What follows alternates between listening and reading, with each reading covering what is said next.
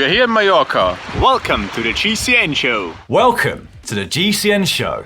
Coming up this week, just how good was Eddy Merckx really? I mean, how much would he win if he was racing in 2020? We've also got some big news for our racing coverage on the GCN app, gold wheels, a top disc jockey lineup for our GCN festival, and we're going to announce the winners of our Sufferfest giveaway.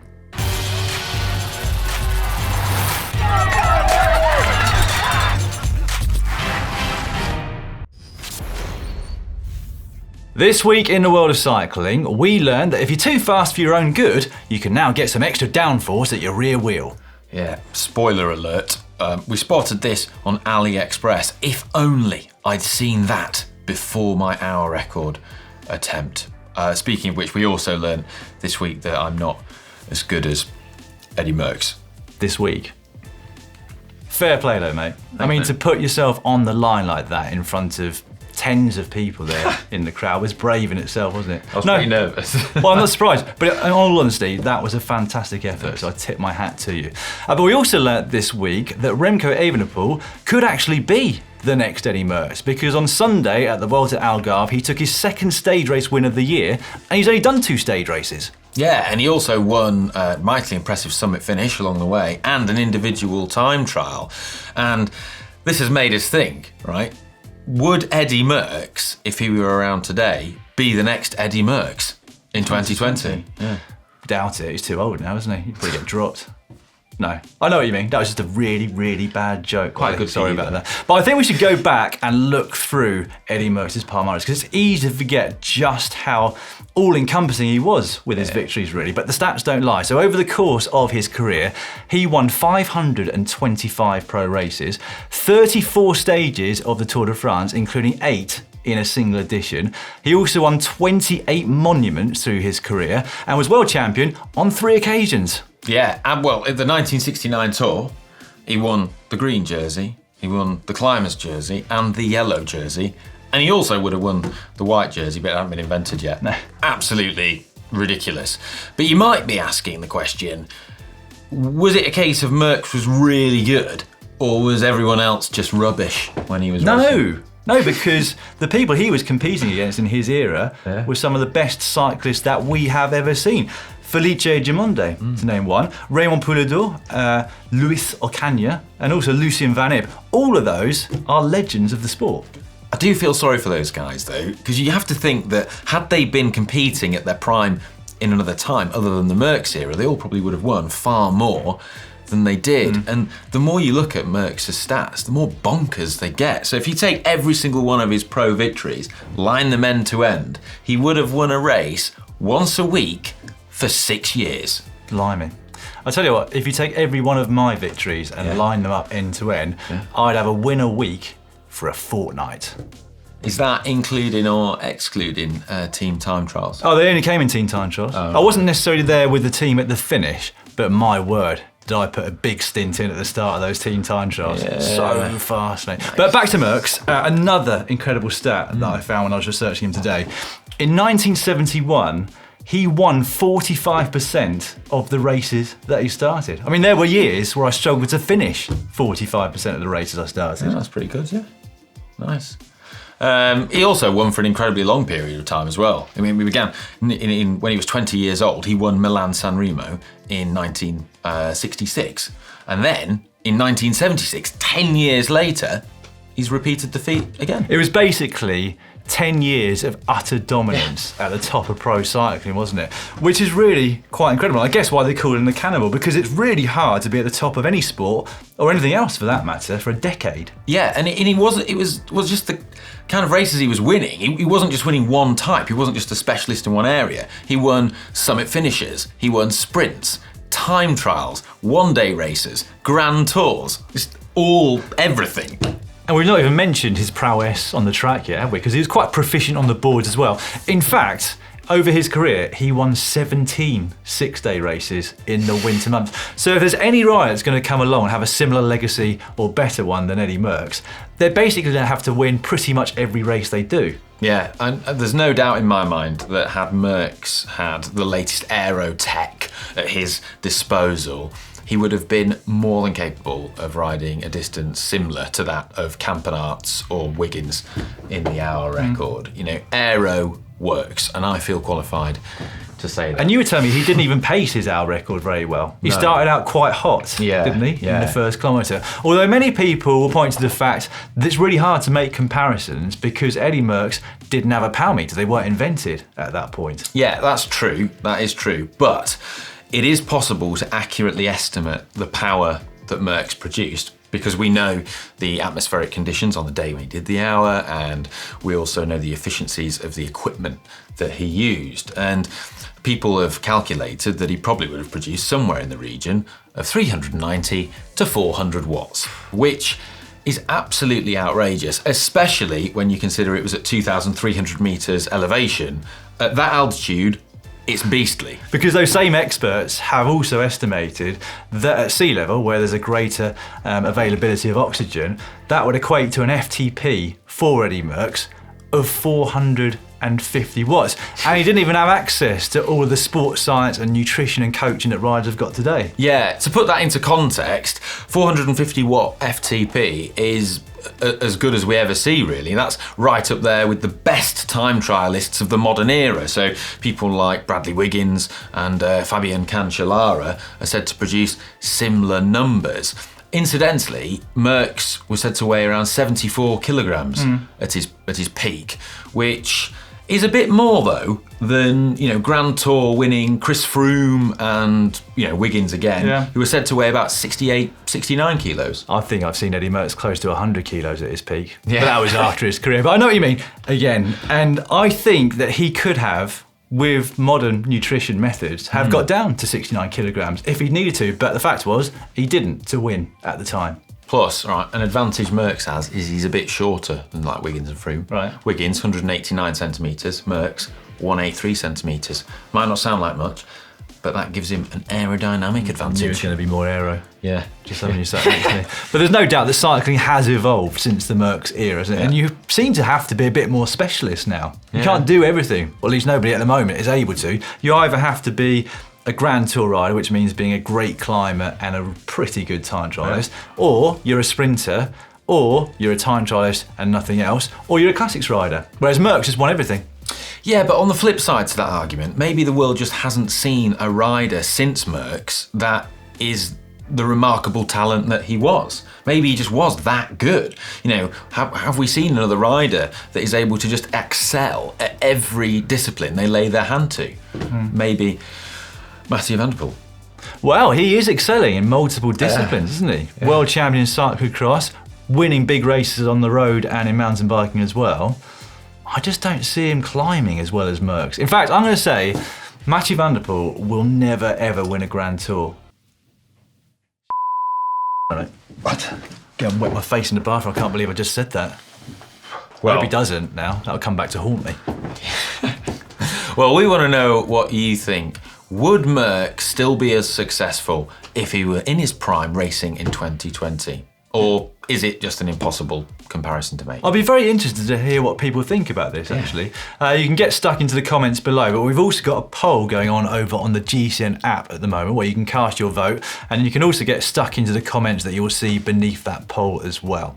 We'll discuss a few of those points, I think, this time next week. Now, talking of the GCN app, we have got some very exciting news for it coming in the next month or two. So, at some point, we are going to have a specialised racing section of the app where you'll be able to watch live racing and highlights of those races in one place, and some of the biggest races in the world, both men's and women's. But we also want to bring the racing fan everything else that they could possibly want or need in one place. So, brief and in-depth written previews, video previews, rider stats, in-race stats, bike and component information, GPX files of the races, expert analysis, and the ability to cast the race to your TV and use your phone app as your information hub. These features will be rolled out as and when they're ready, so don't expect to see them straight away, but we are working flat out to get them out there and ready for you to use as soon as we possibly can. It's exciting stuff, yes. I'm excited about it. Now, we don't have an exact date yet as to when we're going to be launching the racing part of the app, but it is coming soon. So if you haven't got the app yet, you can download it from the App Store or the Google Play Store, so you know what to do. Next up, it's your weekly GCN inspiration. This is where you submit your inspirational cycling photos and videos to the GCN app. We pick out our favourite 3 from the previous 7 days, and those 3 all win a prize. So without further ado, in 3rd place this week, Ollie is... Yeah, winning a black and red stripes GCN cap is Inagua Roque, who's taken this photo in Gran Canaria on the Mar de Nubes. I don't think I've said that correctly, but... I dare say you haven't, Ollie, but let's focus on the photo. Yeah. There's nothing quite like riding out through the clouds at the top of a climb, is there?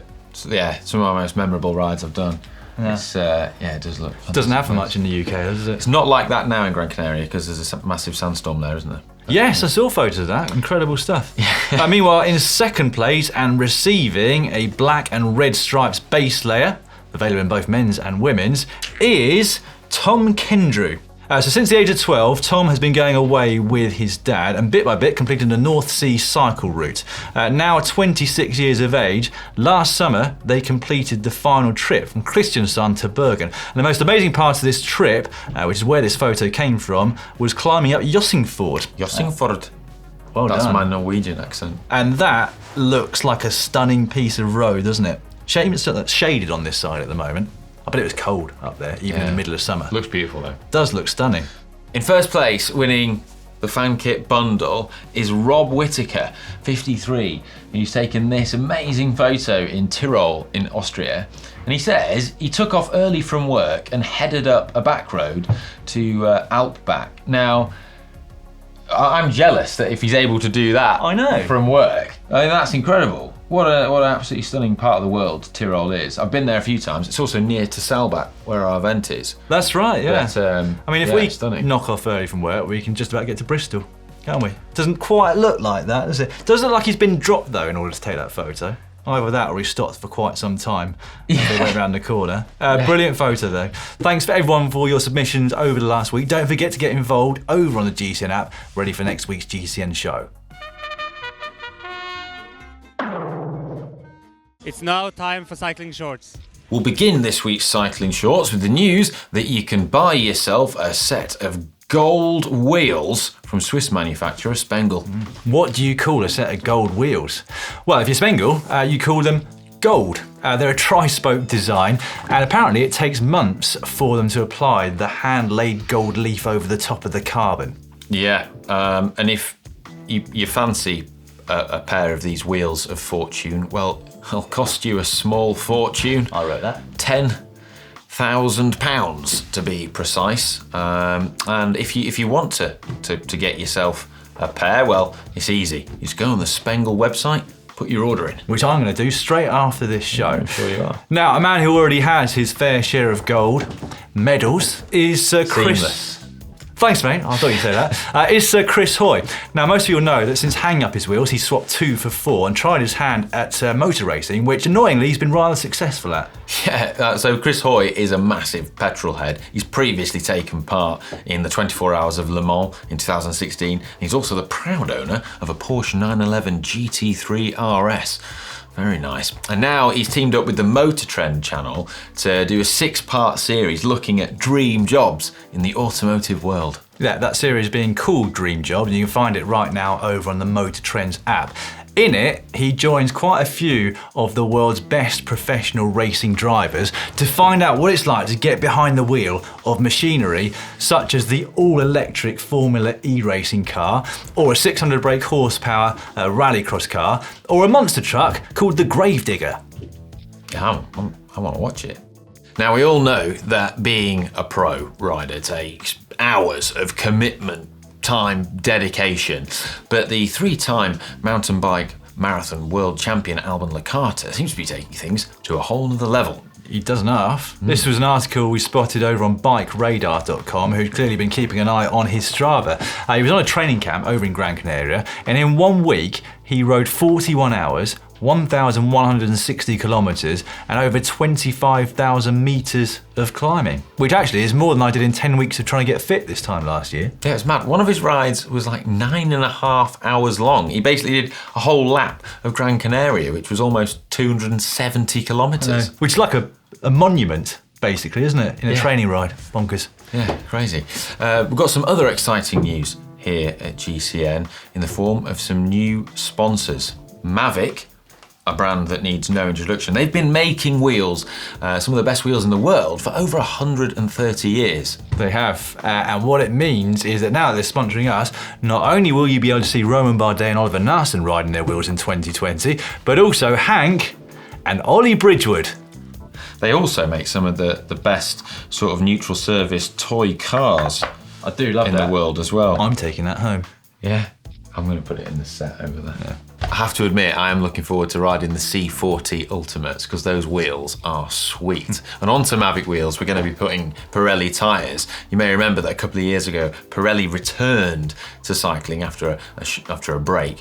And I just really like the white logos on the side because they remind me of Formula One cars. But in 2020, Pirelli tyres are going to be ridden by Richie Porte, Vincenzo Nibali, the Yates twins, and Daniel Lloyd. They are. They must be absolutely chuffed to bits about that. Sure, It goes without saying, we are absolutely delighted to have both Mavic and Pirelli on board here at GCN.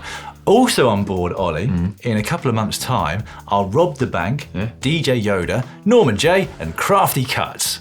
Yeah, if you're not sure what Dan's talking about, they are 4 disc jockeys who will be appearing at our inaugural Global Bike Festival in Saalbach from the 18th of June to the 21st. I have to admit, I did have to look at one of them because I thought that Crafty Cuts was where Dan gets his haircut. No, not at all. That's called Mint, actually, where I get my haircut. Thoroughly looking forward to those DJs though. Also making an appearance there, Calvin Jones of Park Tools fame, who'll be giving some tech workshops over the course of the festival, and also just generally mingling about in case you've got any tech-related questions. Yeah, so if you'd like to come to the Global Bike Festival, head over to globalbikefestival.com, and if you want to come, get your tickets now because there's an early bird price, and prices are set to rise after the 2nd of March.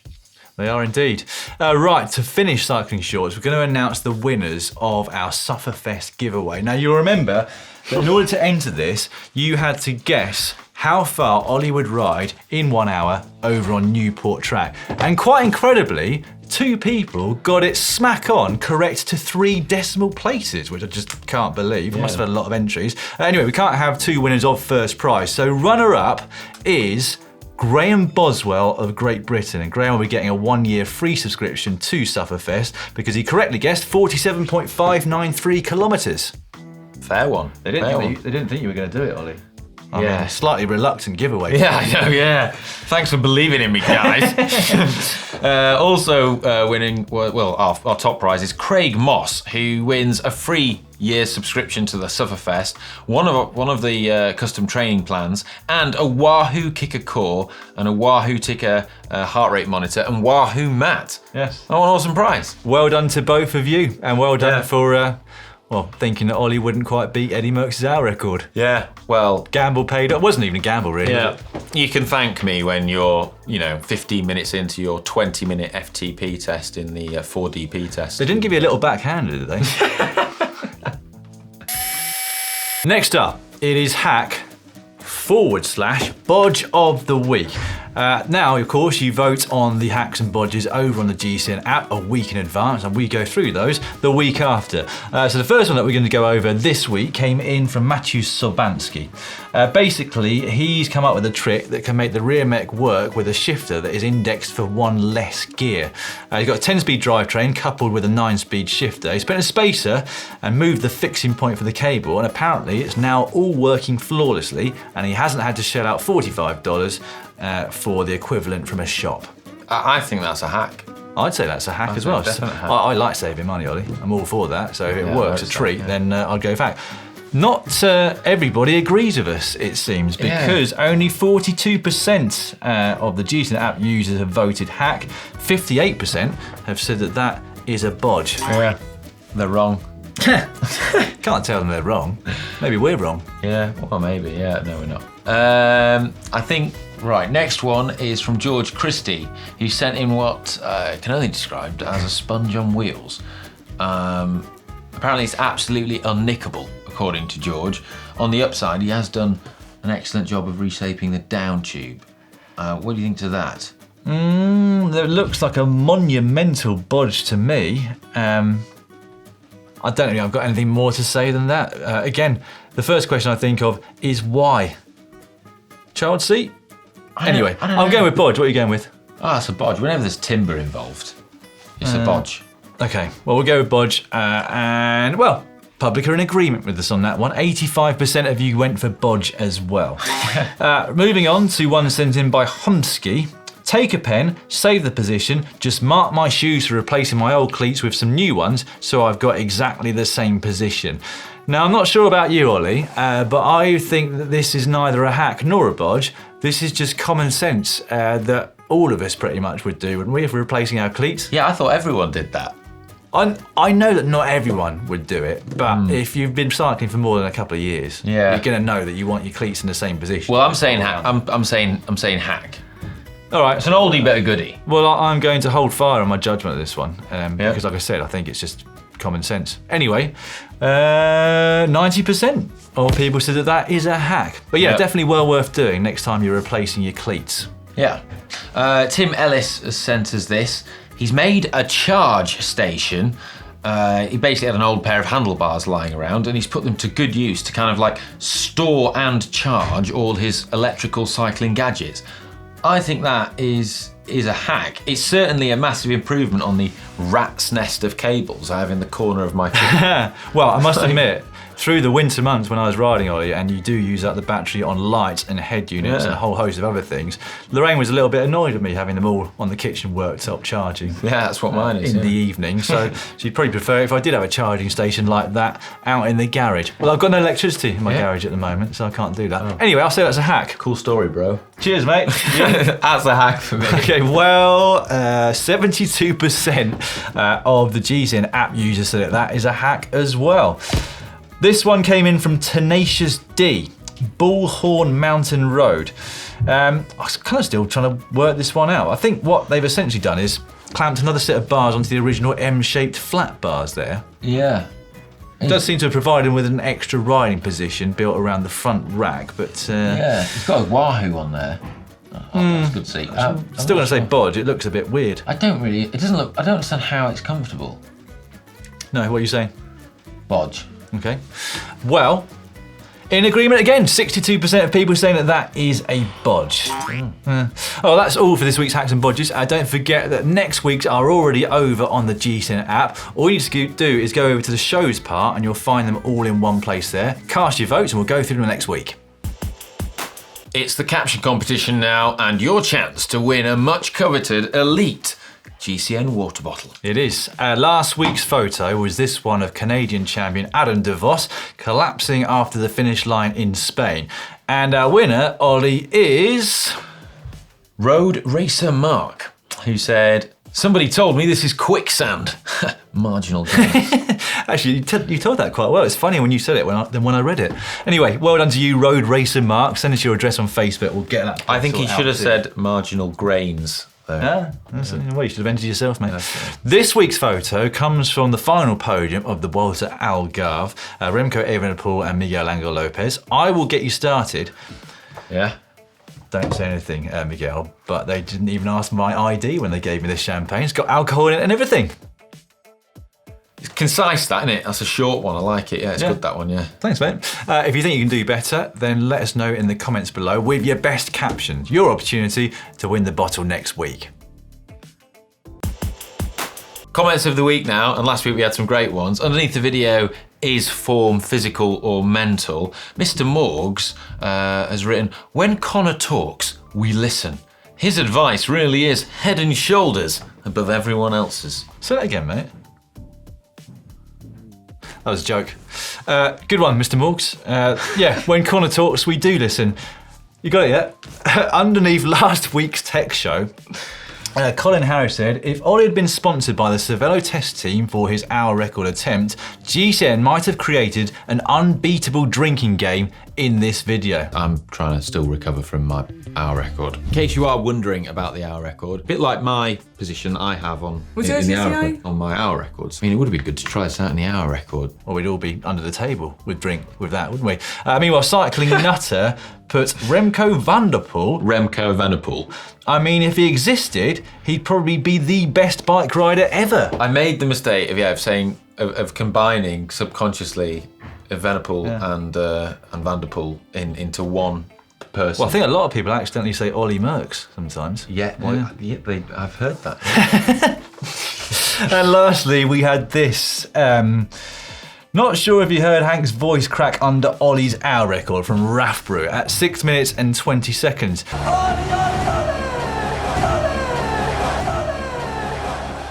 Well, Hank had been entertaining the crowd flat out, hadn't we? Yeah.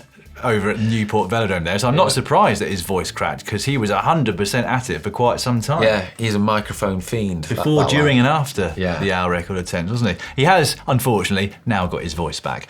Right, coming up on GCN over the forthcoming week, starting with Wednesday, we are going to show you how to race on Zwift, postponed that one from last week. On Thursday, it's 9 things not to do when you get into cycling, learn from our mistakes. And on Friday, Jeremy over in the US checks in with Phil Guyman for Tales of a Strava Pro. Yeah, and on Saturday we've got an intriguing video about Strava art. Hopefully you can learn how to do it yourself. On Sunday we've got Ask the Pros from the Saudi Tour, and on Monday the Racing News Show, and Tuesday we're back again for the GCN Show. Speaking of racing, we will have daily highlights for you of the UAE Tour right over on GCN Racing, and at the weekend is the opening weekend in Belgium, the first cobbled classes of the year, Omloop Het Nieuwsblad and Kuurne Brussels Kuurne, and we'll have highlights of both of those too. I'm going to be there with Connor as well. Yes, you are. Yeah. Getting some cobbled content. Or cobbling some content together. Right, that is it for this week's GCN show. If you've enjoyed it, don't forget to click on the thumbs up button down below. And if you haven't yet downloaded the GCN app, it is available over on the App Store and the Google Play Store. See you later.